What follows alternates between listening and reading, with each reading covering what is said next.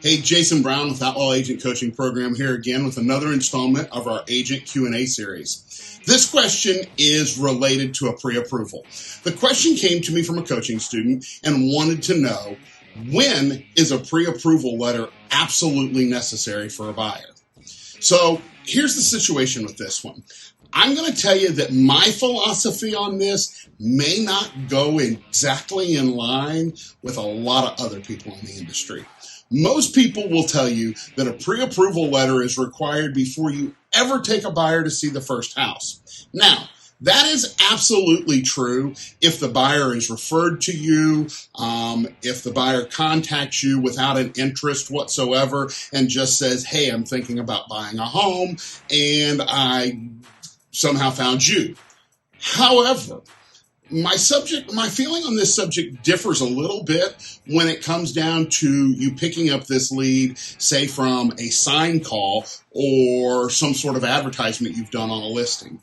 If you've got an ad out there soliciting contact from buyers, if you've got a sign in the yard, which is just another form of an advertisement, and you receive a direct call asking you to show that property, the only questions I ask before I go and meet them is, number one, are you currently working with another agent? As long as the answer to that is no, then I say, what time would you like to meet at the property?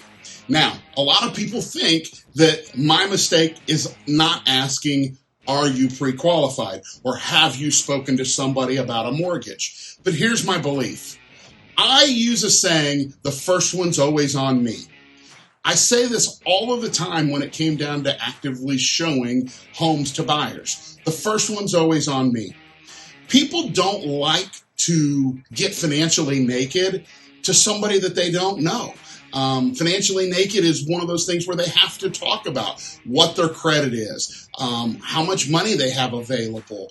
You know, we've got mortgage products out there for most types of buyers. Now, sure, if they're credit challenged, maybe they can't buy today, but it doesn't mean that working with them and converting them into a buyer down the road is impossible. So I'm a firm believer, and I always go and I get that first showing. I start to develop that rapport, build the trust, let them begin to trust me, let them realize I'm a real person just like them, and the conversation will naturally fall after the showing or near the end of the showing too.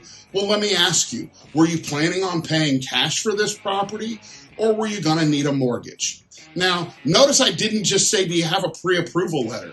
The reason I didn't do this, I learned this one many, many years ago when a client called and wanted to see a home and said, the listing agent wouldn't show it to me. I was curious, would you? And I said, well, absolutely. Again, I asked if they were currently working with another agent. They said no. I met them out at the property. We looked through. She asked me right then and there, how come you didn't ask me if I was pre-approved? And I explained to her my theory of the first one's always on me. As it turns out, as we got near the end of that transaction, she shared with me that she was very interested in the home and she thought she wanted to make an offer. And so I said, well, now I have to ask about your pre-approval. And she said, my pre-approval is my bank account. So I learned right then and there, stop just assuming that everybody needs a mortgage. It's more and more common that people can and do pay cash for homes. So I hope this tip helps you.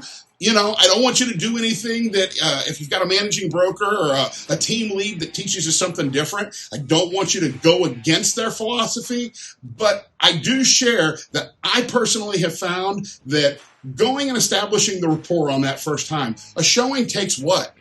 15 minutes to get there, 15 minutes to get back, maybe 45 minutes at the property, depending upon the home or the location. An hour's worth of my time is worth asking the question after I've developed the rapport rather than never getting to speak with the client and getting the opportunity to convert this lead off of something that I paid for, either a sign or an advertising, into a prospective buyer. Thanks again. Be sure to keep watching. We'll post up more as we record these out. Thanks.